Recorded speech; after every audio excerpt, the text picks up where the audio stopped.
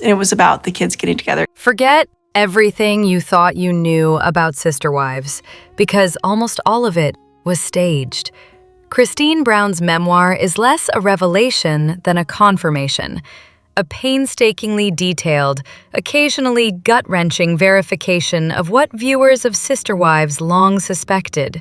We've always been one family, so the children have always been siblings to one another. For years, the show carefully staged its version of family unity, while in reality, I think after we moved to Flagstaff, all of us were seeing fractures. the Brown household was fractured beyond repair. Christine, in her own words, makes it plain. The big family moments were for cameras only, while the rest of the time, Cody busied himself neglecting everyone not named Robin. The book's value lies not in novelty but in validation. You're either in and you're complying with our standard. Cody's dating car, purchased while Christine's children went without shoes, is emblematic of his priorities. He punished wives and children by withholding his presence. I think it's fair that Christine is taking her equity. We gave family money to Christine. Funneled resources into Robin's lifestyle, and all but abandoned the older children emotionally. What emerges is a portrait of a man who didn't just fail as a husband, but who couldn't even feign interest in being a father. Every suspicion that viewers whispered over the years, confirmed, and, if anything, understated. So the first 2-acre lot right now is Cody and I. The second 2-acre lot is Cody and Rob. Christine also exposes Robin's hand in the family's collapse. Robin's repeated betrayals of confidences, her cozy access to money, To pay off this property when we first bought it. her conveniently modified version of Coyote Pass plots. All of it comes through with almost clinical precision. Even Mary's Vegas home sale proceeds apparently went directly into Robin's McMansion. So much for shared sacrifice. And yet, here is the central contradiction.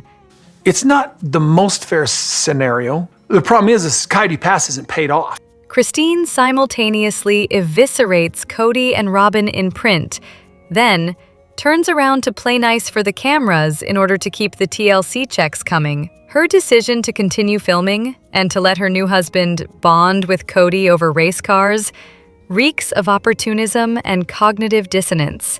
If the man is as cruel and destructive as she documents, and he clearly is, then any public reconciliation is theater of the most cynical kind.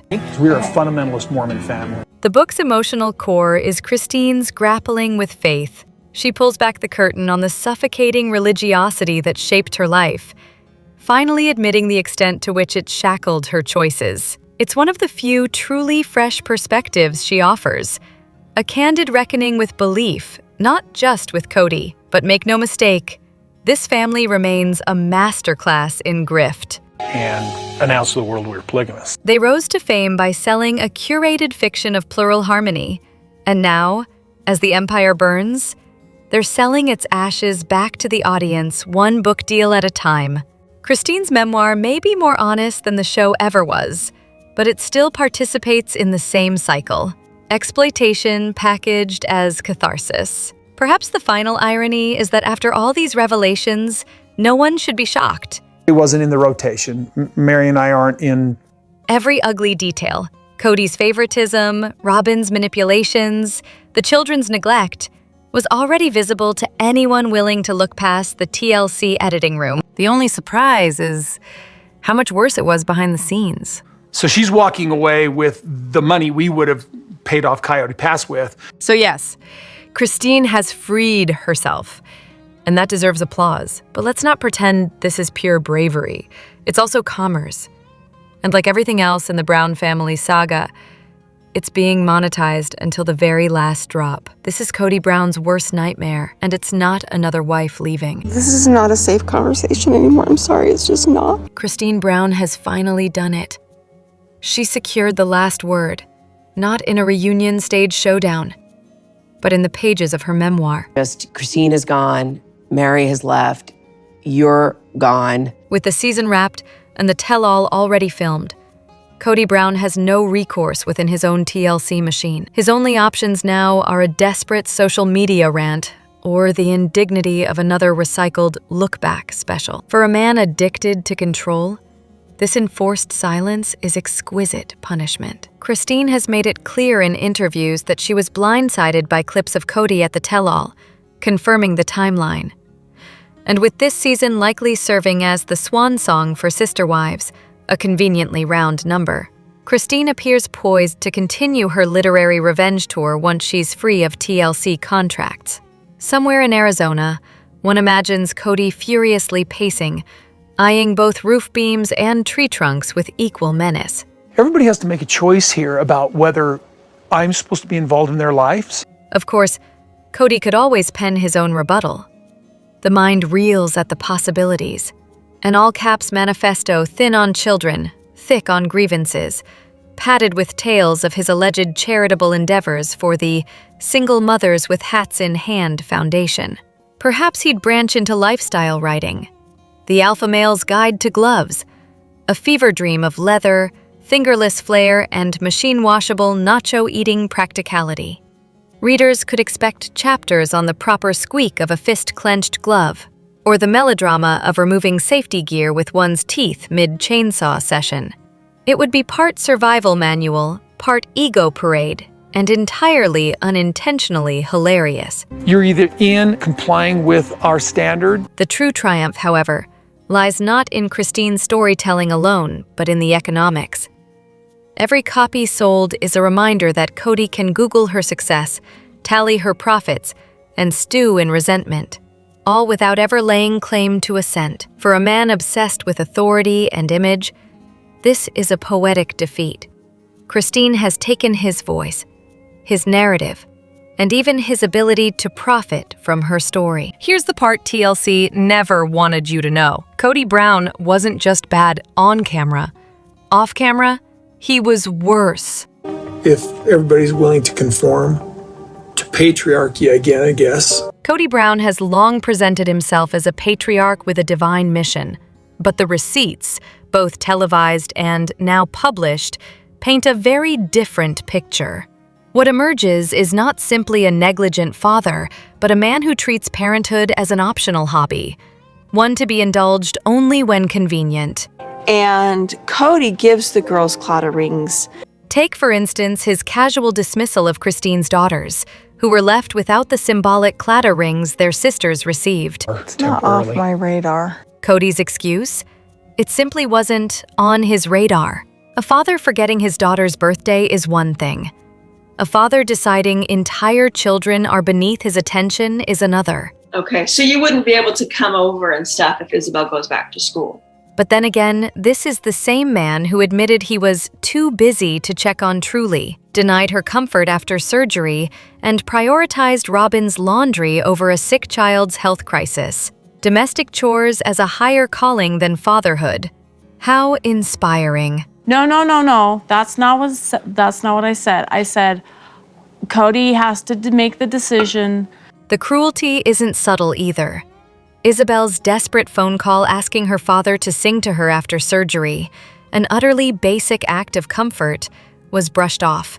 So the surgery took 2 hours longer than they thought. She waited for days, convinced he might show up. He didn't. But of course, he had more pressing duties.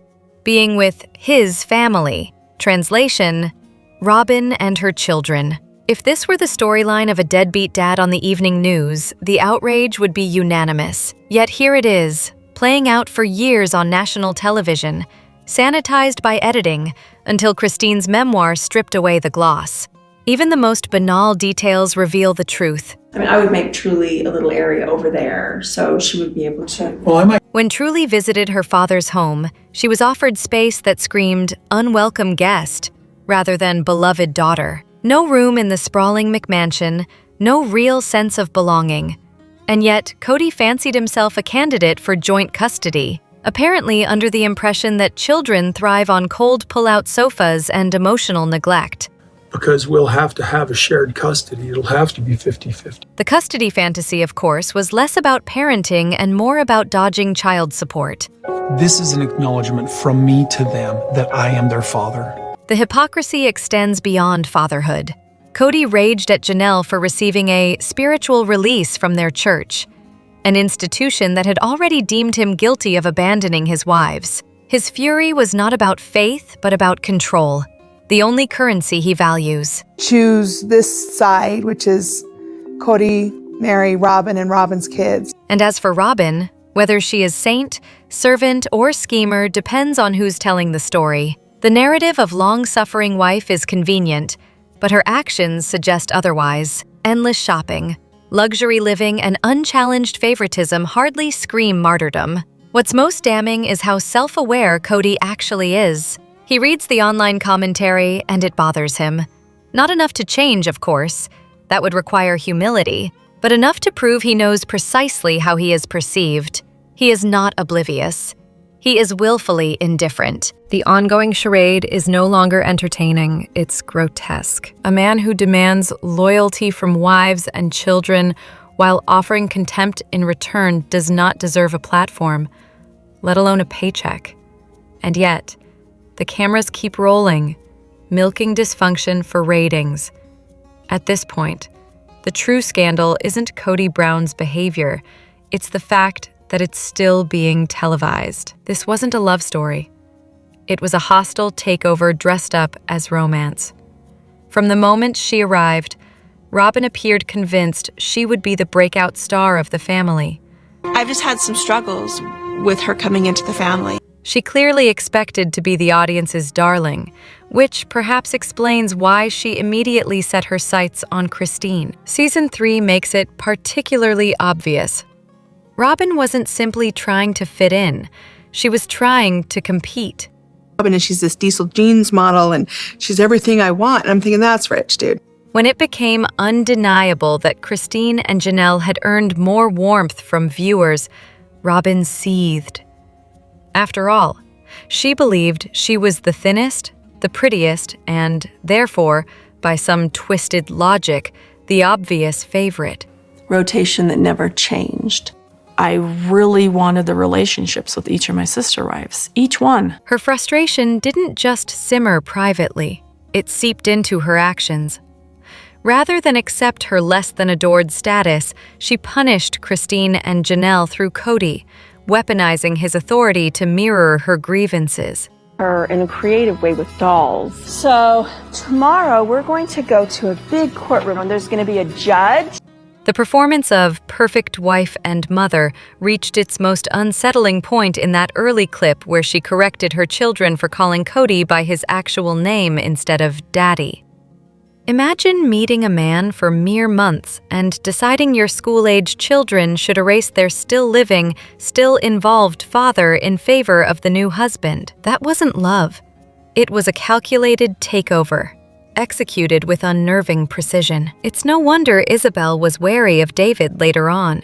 Her only frame of reference was watching Cody stage a hostile parental takeover of Robin's children.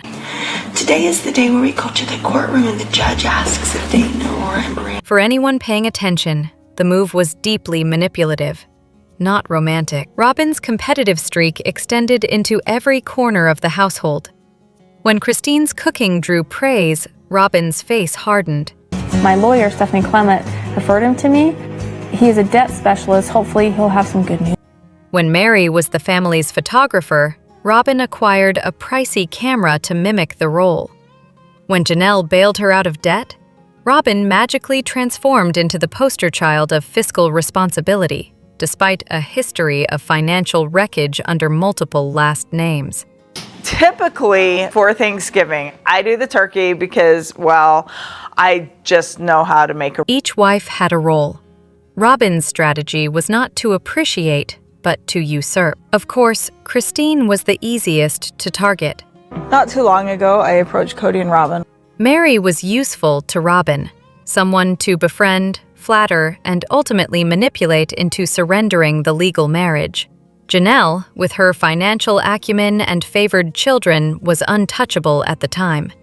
But Christine, the beloved stay-at-home mother, the nurturer, the glue of the household, she was vulnerable. Robin wanted Christine's role, but none of the labor that came with it. The warning signs were there from day one. Now, look, she's your soulmate. You need to acknowledge that she's your soulmate. And let's be honest and say, where do the rest fit in? In her very first episode, Robin declared Cody her soulmate while they exchanged doe-eyed glances, a nauseating spectacle to anyone with foresight. Oh, that's nice. They're engaged now, so now it's more official. Like a month later, I found out. Not long after, Christine confessed her hurt that Robin and Cody had sealed their engagement with a kiss, an intimacy denied the other wives. Robin responded with tears, cementing her signature maneuver: deflect, cry, and let everyone else pay the price. Robin didn't stumble into chaos, she engineered it, and she did so while convinced the audience would cheer her on. Instead, she became the very caricature she tried to eliminate in her rivals, a grasping pretender forever chasing the roles she could never authentically embody. Cody Brown didn't just lose his family. He lost the audience's respect, and it all started with a Lexus convertible. Cody Brown has never been known for consistency, but somewhere between the convertible and the custody threats, his credibility slid off the cliff for good. Reality television thrives on embellishment, but there are moments when the mask slips and the lie is simply too blatant to ignore. For many, that moment came when Cody told Christine that without a custody agreement, the state would essentially own their daughter. It was pure nonsense, delivered with the confidence of a man who assumes everyone else failed high school civics. It's fun because it's a convertible. You can take the top down. But perhaps the warning signs were there all along. His first entrance, cruising onto the screen in a Lexus convertible, set the tone. A family man, allegedly devoted to his wives and children, yet he chose a car designed for midlife crises and solo joyrides. Christine later confirmed the car was bought with show money, which only deepened the impression. This wasn't about family. It was about image, about playing the leading man in his own production. I picked the dress. You're the groom. Did you really? I picked the dress. Then came the infamous "I picked the wedding dress" bombshell, delivered with lip-licking theatrics, as though humiliating women on camera were some kind of sport. We're going to ask you to build something with rocks that is symbolic of your anniversary. The therapy exercise with the rocks was equally telling.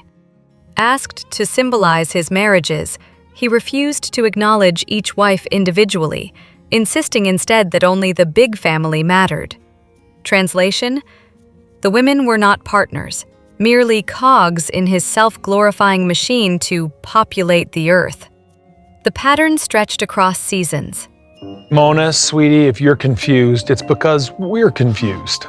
When Christine voiced doubts about the Las Vegas move, he patronizingly draped an arm around her and asked if she was confused, the way one might address a misbehaving toddler. The vulgarity of the idea of you with... When Mary dared to suggest the hypothetical of brother husbands, he reacted with disgust, dismissing the idea as vulgarity. A moment that revealed his supposed progressivism was nothing more than marketing. I was devastated. Even the romantic moments dripped with self-absorption. While Christine labored in the hospital, Cody lingered outside, giggling and kissing Robin. So we wanted pictures of us on there, just kind of showing, just saying, hey. Later, during the contrived commitment ceremony photos, he sneered at his family with visible contempt, only to snap on a dazzling grin for the cameras. The fakery was so transparent it bordered on performance art. And, of course, who could forget the Christmas gift debacle? Last year before Christmas, and it was about the kids getting together, exchanging gifts and everything. When Robin and her children orchestrated a victim narrative via text, Cody's instinct wasn't to mediate, but to publicly call his own kids jerks, on national television, no less. Taken together, these moments don't reveal a devoted patriarch struggling with the weight of plural marriage. They expose a man addicted to control, enamored with his own image, and allergic to accountability. In other words, not so much a husband or father, but the unreliable narrator of his own vanity project. Cody Brown didn't marry 4 women for love. He collected them like trophies, and each one was chosen to serve his ambition, not his heart. And I'm a repeat offender, so. The mythology of Kody Brown's marriages often gets dressed up in spiritual obligation and divine purpose. But strip away the pious language, and what's left is a series of calculated choices, none of which look particularly holy. I meet Mary, she was the bait. Mary was the first acquisition, a marriage that doubled as an initiation ritual. As the daughter of one of Kody's father Wynn's close friends, she was less a partner and more a ticket into the church. I'm Kody's first wife. I have one child. Their early union had the glossy finish of young romance, but once the sheen wore off, incompatibility and fertility struggles quickly turned the cute couple image into marital quicksand. So this is Janelle. We don't really use an order. Next came Janelle, who brought the two things Kody prized most: money and social positioning. Her income gave him the resources to begin a plural family, and her family ties cemented him closer to Wynn. Janelle's mother married Wynn, creating a tangled family web that ensured Kody stayed tethered to his father's circle of influence. In practical terms, Janelle was the stabilizer, financially dependable, sexually compatible, and capable of soothing tensions between Kody and Mary. Do you believe the lack of attraction is an excuse? Christine was the crown jewel of church royalty, the wife who added status points to the Brown household. Marrying her was both an act of ambition and a statement to Wynn. Kody could handle the sacred number of 3 wives, earning him the celestial bragging rights he craved. More strategically, Christine's presence diluted the toxic rivalry between Mary and Janelle, spreading the emotional load across yet another wife. I got my answer about Kody in the white sports car, too. Then there is Robin, the outlier, the wife Kody seemed to choose not for duty, money, or pedigree, but for himself.